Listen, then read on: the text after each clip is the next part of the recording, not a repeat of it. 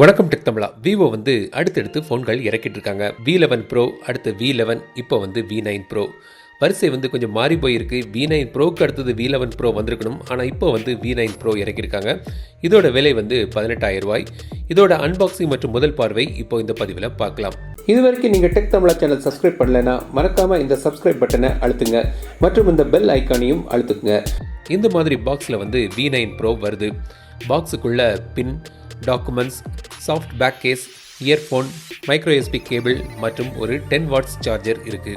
V9 bro வந்து பார்க்க இப்போ லான்ச் ஆன V11 ப்ரோ மாதிரி தான் இருக்குது. பின்னாடி வந்து ஃபிங்கர்பிரிண்ட் சென்சர் இந்த ஃபோனில் இருக்குது. இதில் வந்து இன் டிஸ்பிளே ஃபிங்கர்பிரிண்ட் சென்சர் இல்லை. 7.9 mm thickness, 150 grams weight, plastic body தான். பின்பக்கம் வந்து எட்ஜஸ் வந்து கர்வ்டாக இருக்குது. ஸோ பிடிக்க வந்து நல்லா இருக்குது. மேல் பக்கம் வந்து பிளெயினாக இருக்குது. கீழ்ப்பக்கம் வந்து speaker grill, micro USB port, mic மற்றும் ஆடியோ ஜாக் இருக்குது. ரைட் சைடில் பவர் பட்டன் மற்றும் வால்யூம் பட்டன்.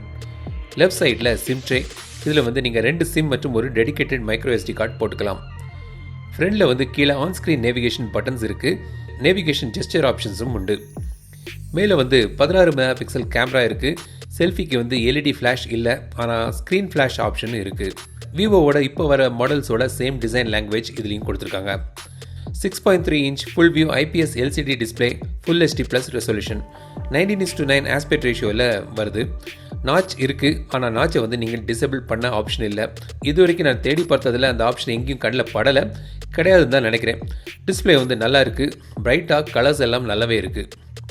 இந்த ஃபோன் வந்து ஆண்ட்ராய்டு ஓரியோ 8.1ல் அவங்களோட ஃபன் டச் UIயில் ரன் ஆகுது.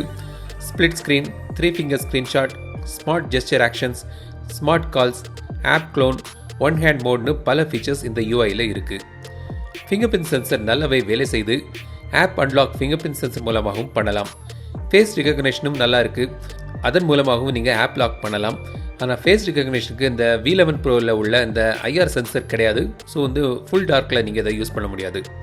V11 ப்ரோ மாதிரி V9 ப்ரோலையும் வந்து இந்த Snapdragon 660 ரன் ஆகுது.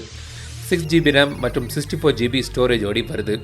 நல்ல ஒரு ப்ராசஸர் இந்த Snapdragon 660. ஸோ பர்ஃபார்மன்ஸ் வந்து மிட் லெவல் ஃபோனுக்கு நல்லாவே இருக்கும்.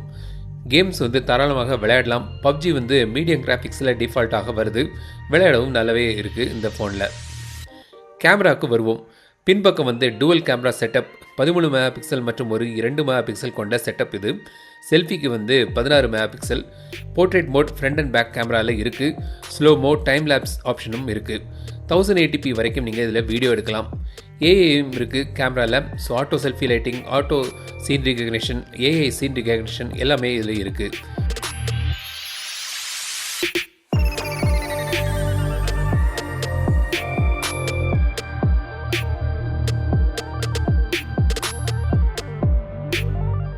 (3260 mAh பேட்டரி.